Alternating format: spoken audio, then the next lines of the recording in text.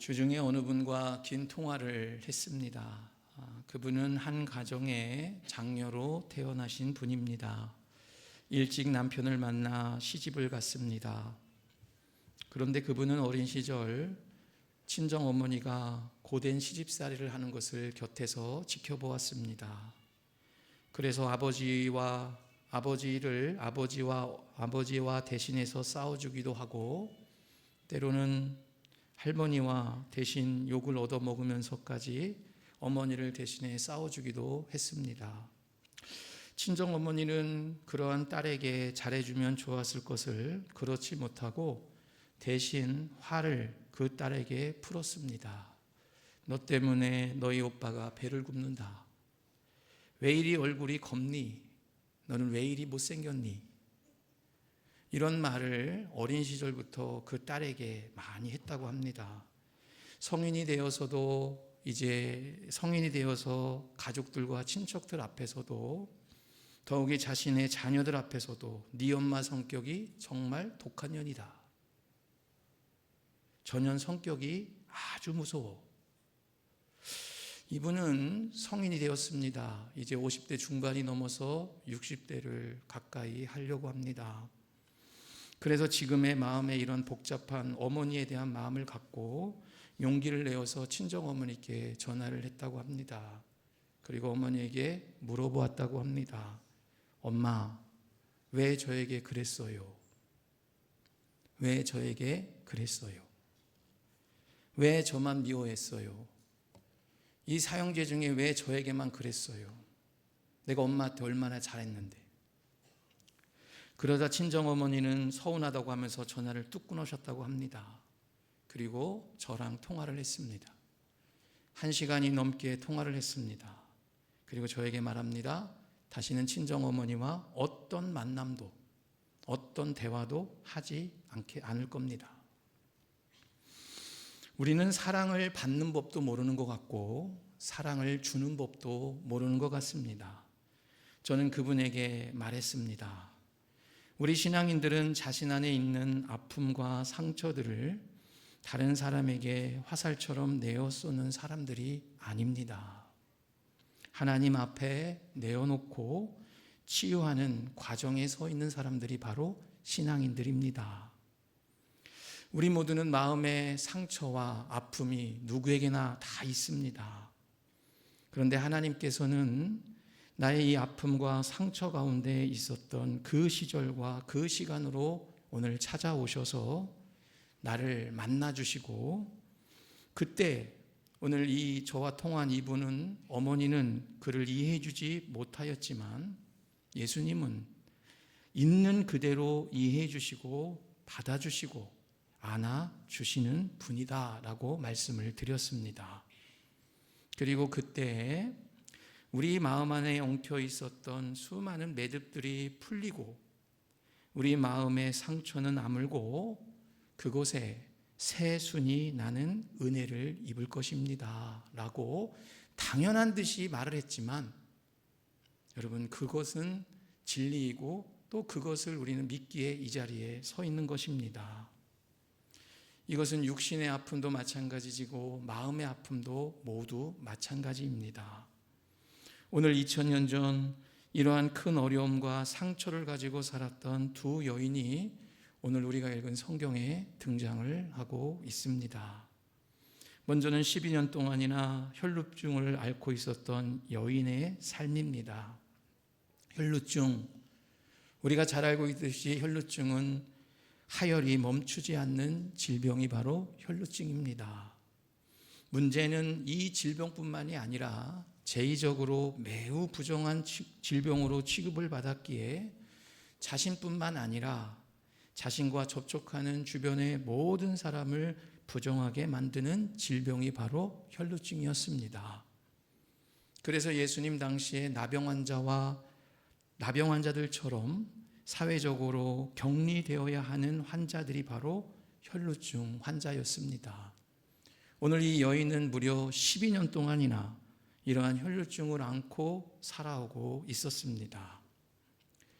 두 번째 나오는 여인은 바로 회당장이었던 야이로의 12살 된 외동딸이었습니다. 이 소녀는 무슨 질병인지 성경에는 기록되어 있진 않지만 분명 죽어가고 있다라는 것은 사실입니다.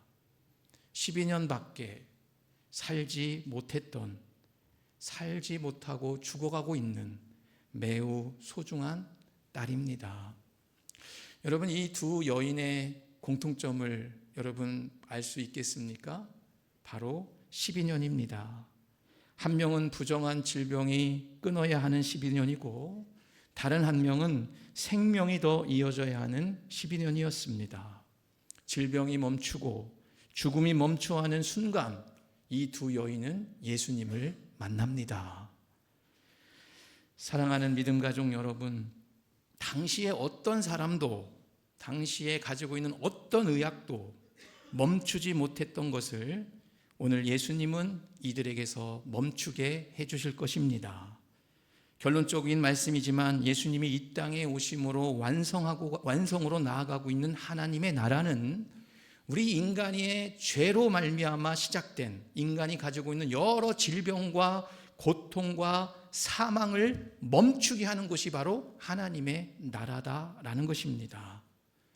이러한 것을 우리에게 전해주시기 위해서, 그리고 우리에게 알려주시기 위해서, 우리에게 이러한 소식을 증거하시기 위해서 바로 예수님은 이 땅에 오신 한 분이신 하나님의 아들이다라는 것입니다. 먼저 이 혈루증 여인의 예수님의 만남을 먼저 살펴보겠습니다. 혈루증 여인, 이 여인은 자신만 부정한 것이 아니라 자신에게 접촉하는 모두가 부정하게 되기 때문에 사람들 앞에 당당하게 나서지 못하고 있습니다. 44절 말씀에 보면 예수의 뒤로 와서 그의 옷가에 손을 대니 혈루증이 즉시 그쳤더라. 여러분, 이 여인은 오늘 예수님 곁에 오긴 오지만 오늘 예수님이 회당장 야이로의 딸에게 가고 계시는 예수님의 뒤로 와서 아무도 모르게 예수님의 옷가에 손을 댈 수밖에 없었습니다. 누군가에게 접촉 여부가 밝혀지면 율법을 강제로 어기는 사람이 되고 그녀로 인해 오늘 예수님 또한 범법한 사람이 되기 때문이었습니다. 그러나 여러분 보십시오. 예수님을 통해 시작된 하나님의 통치는 이 여인의 부정함이 예수님께로 흘러간 것이 아니라 이 순간 예수님의 치료의 능력이 이 여인에게 흘러가는 기적으로 나타난다는 거예요. 저주가 멈추고 생명이 이에게로 간다는 것입니다. 사랑하는 믿음 가족 여러분, 예수님을 믿는다고 하는 우리들도 눈앞에 절망의 현실만을 보고 판단할 때가 매우 많습니다. 살아감에 있어서 지금의 눈앞에 보여지는 절망, 현실, 그러나 예수님으로부터, 우리가 예수님을 믿음으로부터 흘러나오는 참 소망을 보지 못하는 경우가 너무나도 많다라는 거예요. 여러분, 그러나 꼭 기억하시기를 바랍니다. 나의 마음과 온몸으로부터 나오는 그 어떤 절망보다도 오늘 예수님의 옷자락에서 흘러나오는 단 한순간의 소망이 더 크다는 사실을 말입니다. 나는 다 보는 것 같고 다 아는 것 같지만 우리의 눈의 판단을 넘어서 오늘 이 여인이 예수님의 그 옷자락을 잡았을 때 나왔던 그 부정함이 멈추고 치유가 일어난 것처럼 오늘 우리의 삶도 예수님을 통해 흘러나오는 소망, 예수님을 통해 일어설 수 있는 용기, 이것이 더 크다는 사실을 우리는 항상 기억을 해야 하겠다라는 것입니다. 그래서 내 아픔과 연약함을 스스로 해결하는 것을 멈추고 오늘 예수님 앞에, 오늘 예수님의 옷가를 붙잡으려고 하는 이 여인처럼 오늘 제가 서른에도 말씀을 드렸고 마지막에 권면을 했지만 내 스스로 하려고 하지 말고 그저 나의 있는 모습 그대로를 예수님 앞에 내놓고 예수님의 옷자락이라도 붙잡으려고 하는 간절한 소망이 있다면 오늘 그때 치료의 능력, 우리 마음의 회복, 상처가 아물어서 새순이 나는 역사가 우리를 통해 드러나게 나타나게 된다라는 것입니다. 여러분, 이 여인의 삶과 지금의 모습이 어떻게 비춰지고 계십니까? 이 여인은 분명 소망이 있었습니다. 12년 동안이나 부정하다고 하는 병을 앓고 있으면서도 그는 자포자기하며 살아갈 터인데 오늘 예수님의 옷자락이라도 잡으려고 하는 그의 간절한 소망이 그에게 있었다는 거예요. 그러나 여러분, 우리들은 이 여인처럼 이렇게 할 수 있다고 자신 있게 말할 수 없을 것입니다. 그러면서 이렇게 항변할지 모르겠습니다. 한평생 헌신과 인내로 믿음으로 살아온 것 같은데 지금도 나의 삶에 열매가 없는 것처럼 보이고, 그래서 더 깊은 좌절감과 두려움이 엄습해 오는 것 같은 지금의 현실들, 그런데 무슨 소망이 있겠습니까?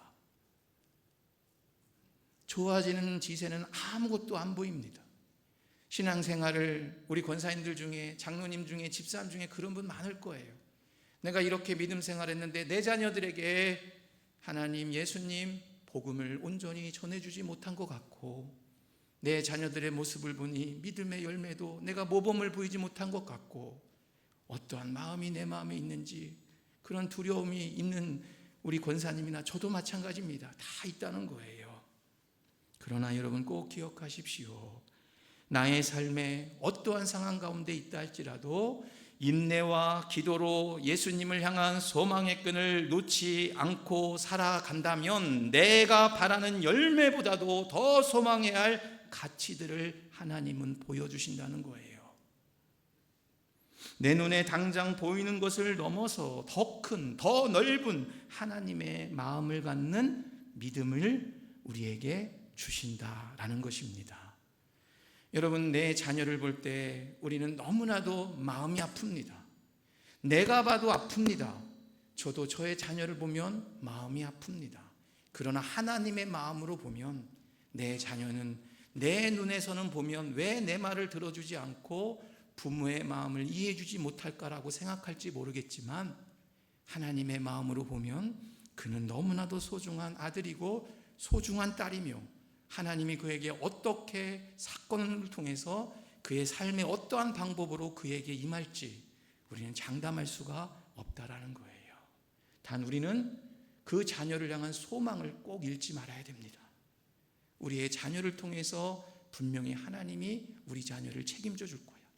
하나님이 분명히 이끌어 줄 거야. 이것이 바로 이 여인이 붙잡았던 소망은 아니겠습니까? 두 번째 여인은 바로 회당장 야이로의 딸입니다. 오늘 예수님이 이 혈루증 앓던 여인과 대화 중에 야이로의 딸은 이미 숨을 거두었다는 소식을 예수님은 전해 듣게 됩니다. 49절 50절 말씀 한번 볼까요? 아직 말씀하실 때 회당장의 집에서 사람이 와서 말하되 당신의 딸이 죽었나이다. 선생님을 더 괴롭게 하지 마소서 하거늘 예수께서 들으시고 이르시되 두려워하지 말고 믿기만 하라. 그리하면 딸이 구원을 얻으리라 하시고, 이렇게 말합니다. 오늘 죽었다라는 이야기를 들었습니다. 그때 예수님이 하신 말씀은 뭐예요? 믿기만 하라 라는 거예요. 여러분, 오늘 예수님은 우리에게 죽음의 문제에 대항하는 방법을 자신을 믿는 것으로 말씀하여 주십니다. 죽었습니다. 죽음처럼 절망은 없습니다. 죽음처럼 모든 것을 다 잃은 것은 없을 것입니다. 왜냐하면 인간은 누구나가 죽음보다 더 큰 두려움은 없고 누구도 먼저 가보지 않은 세계이기 때문입니다. 그런데 오늘 딸이 죽었다라고 하는 그 순간 회당장에게 예수님이 주신 말씀은 믿기만 하라. 여러분, 우리가 죽음 앞에서 우리는 늘 죽음을 향해 나아가는 사람들입니다. 죽음은 하나의 과정입니다.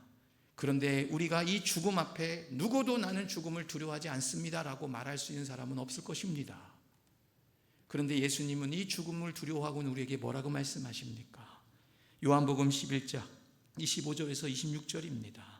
나는 부활이요 생명이니 나를 믿는 자는 죽어도 살겠고 무릇 나를 믿는 자는 영원히 죽지 아니하리니 이것을 내가 믿느냐. 여러분, 여기서 예수님이 반복적으로 하는 게 있습니다. 나를 믿는 자는 죽음을 넘어선다는 거예요. 죽음을 두려움에서 넘어간다라는 것입니다.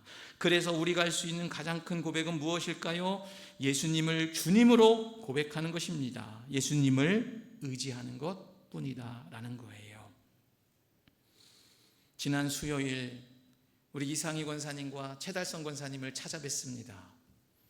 저는 제 마음의 감동에 우리 이상희 권사님이나 최전도 장로님이 요청한 게 아닙니다. 제 마음에 어떤 감동이 왔냐면 우리 최달성 권사님 판문교회에서 뛰어놀았던 모습이 기도 가운데 생각이 났어요. 판문교회에서 어린 시절 같이 교회학교 예배하고 같이 뛰어놀다가 이제는 사랑하는 남편을 만나서 시집을 가셨겠죠. 그러면서 마음에 이 평거중앙교회 판문교회는 최달성 권사님의 흔적이 있는 하나의 자기의 삶에 중요한 가치가 있는 곳일 것이다. 저는 그런 마음을 갖고 이상희 권사님께 부탁을 드렸고 권사님을 뵙고 왔습니다. 권사님이 저를 보자마자 하신 말씀이 있어요. 목사님, 주마등처럼 저의 어린 시절부터 지금까지 다 지나가는 것 같습니다. 저는 생각도 못했는데 목사님이 판문교회라는 것을 저에게 다시 한번 생각하게 해주셔서 감사합니다. 그런데 권사님의 놀라운 신앙의 고백이 있어요.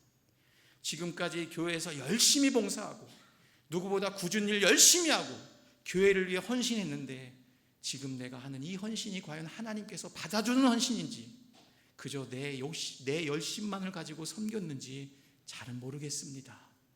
그래서 나의 생명이 하나님이 이 치료의 과정을 통해서 수많은 사람들이 온전한 하나님을 만날 수 있는 도구로서 쓰임받고 싶습니다. 내가 가고 있는 이 신앙의 길이 과연 바른 길인지, 내가 이렇게 갔을 때 과연 하나님께 상급을 받을 수 있는 일인지를 나와 만나는 성도들에게 나누고 싶습니다. 저와 함께한 저희 아내와 저와 이상희 권사님 가셔서 1시간여 동안 대화하면서 권사님을 통해 정말 너무나 큰 은혜를 받고 돌아왔습니다. 저의 신앙을 돌아보게 되었습니다. 저의 믿음을 돌아보게 되었습니다. 여러분, 권사님은 사실 죽음이 엄습하는 두려움도 있으실 겁니다. 그러나 그러함에도 불구하고 하나님을 향한 소망의 끈을 놓지 않으려고 하시는 모습 가운데 하나님이 권사님을 통해 주시는 그 생명 같은 말씀이 얼마나 제 마음과 함께한 우리에게 큰 은혜가 되는지 모르는 경험을 하고 돌아왔습니다.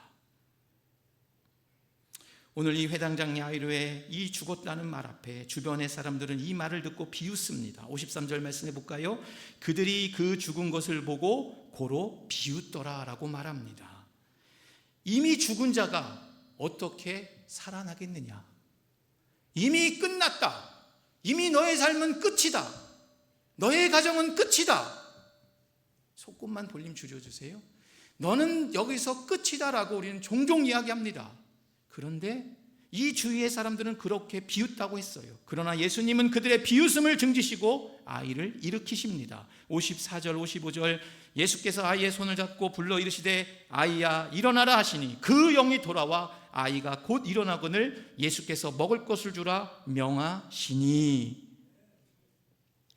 사랑하는 믿음 가족 여러분, 예수님의 시선은 비우는 자를 향하지 않으셨습니다. 누구에게 향했습니까? 믿고 있는 회당장 야이로를 향하고 계셨다는 거예요. 그리고 그에 대한 믿음을 예수님은 응답으로 함께 주셨습니다. 여러분, 비우는 자들은 얻을 게 있었을까요? 여러분, 이 비우는 자들 누굴까요? 교회 다닌다고 해서 예수님 몇 년 다니고 교회에서 목사라고 비우는 자가 아닐까요? 여러분, 이 비우는 자들 지금도 우리 안에 있다는 것입니다.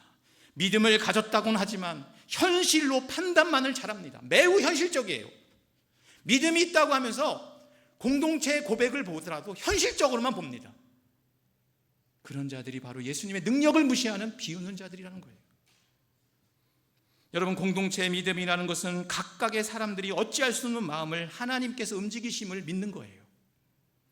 그리고 서로에게 손을 내밀게 하시고 마음을 함께 나눌 수 있도록 함으로 불가능한 일들을 가능하게 하시는 것을 기대하고 바라는 것이 바로 공동체의 믿음이라는 거예요. 홀로 꿈을 꾸는 것이 아니라 함께 꿈을 꾸는 것이 바로 공동체입니다. 나 홀로 꿈을 꾸는 것이 아니라 모두가 꿈을 꾸는 것이 바로 공동체예요. 여러분, 이런 기억을 하게 됩니다. 오늘 저 비웃고 있는 군중들이 아니라 오늘 우리는 예수님의 제자로 살아야 돼요. 군중은 많아요. 수많은 군중들이 현실을 판단하고 믿는다고 하면서 목사들 중에도 군중은 많아요. 하지만 제자는 없습니다. 여러분, 군중이시겠습니까? 제자가 되시겠습니까? 제자는 예수님을 따르는 자들이고, 군중은 예수님이 어떠한 일을 하는지 곁에서 관망하고 평가하고, 그게 될까? 이게 바로 군중이라는 거예요. 사랑하는 믿음 가족 여러분, 우리의 현실을 넘어서 예수님의 능력과 일하심을 믿고 순종해 간다면 오늘 우리에게도 죽은 딸을 살린 것을 직접 눈으로는 보고 체험한 야이루가 입었던 은혜를 지금 우리도 삶에서 누릴 수 있다라는 사실을 꼭 기억하시기를 바랍니다. 오늘 혈루병 여인의 부정함이 예수님께 흘러간 것이 아니라 예수님의 치료하심의 능력이 흘러나와 그에게 임했습니다. 오늘 사망의 소녀의 죽음에 대한 슬픔과 두려움이 예수님을 엄습한 것이 아니라 오늘 예수님의 생명이 이 여인, 이 어린 소녀에게 임했고, 이 소녀는 다시 살아났습니다.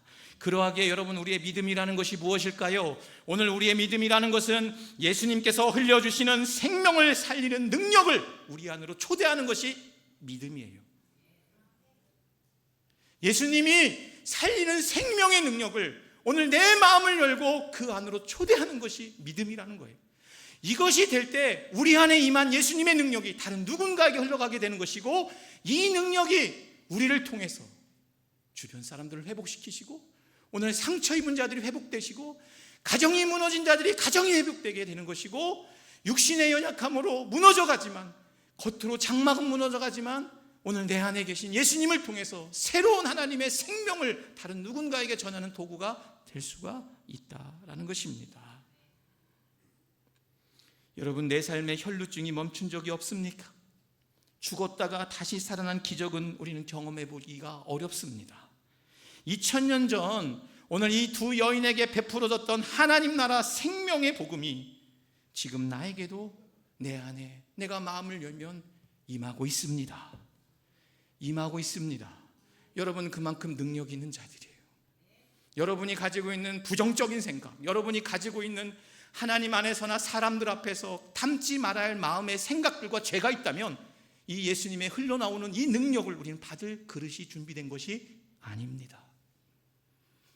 그러나 마음을 열고 매사에 하나님을 모실 수 있는 내 그릇으로 준비해 나간다면 그 안에 하나님이 오늘 부정함을 넘어서 정결함으로, 죽음을 넘어서 생명으로 임하는 하나님의 나라의 놀라운 능력이 내 안에 임하는 것이고, 이 능력이 나만이 아니라 다른 누군가에게도 흘러가는 도구로서 쓰임받을 수 있다는 사실을 기억하며 살아가는 모든 믿음 가족들 되시기를 바랍니다. 두려워하지 마십시오. 두려워하지 마십시오. 믿기만 하십시오. 오늘 이러한 평안의 복음에 우리는 먼저 초대된 자들입니다. 마음을 여십시오. 마음을 열면 내가 주님의 은혜만을 바랍니다. 주님이 내 안에 오시기를 바랍니다. 주님이 내 안에 오셔서 내 안에 있는 수많은 감정들과 아픔들, 내 육신의 연약함조차도 주님이 만져주시기를 기도합니다. 그러하면 그 사랑을 힘입어서 내 상황이나 여건은 변하지 않는 것 같지만 매일매일 하나님이 주시는 기쁨과 평안이 내 안에 임할 것이고, 그 기쁨과 감사로 우리는 승리할 수 있습니다. 오늘 최달선 권사님처럼 말이죠. 저는 깜짝 놀랐습니다. 여러분, 항암을 6번 치료하시는데 한 번 하시고 멈추었습니다. 너무나도 힘이 드시고 몸이 스스로가 무너지는 것을 해서 치료를 내려놓으시고 오직 주님만을 바라보고 있습니다. 그런데도 저는 갔을 때 사실 두려웠어요. 어떻게 돼야 될까?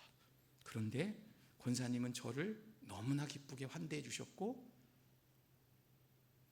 그렇게 기쁜, 우리 저보다도 더 밝은 모습으로 저를 보냈습니다.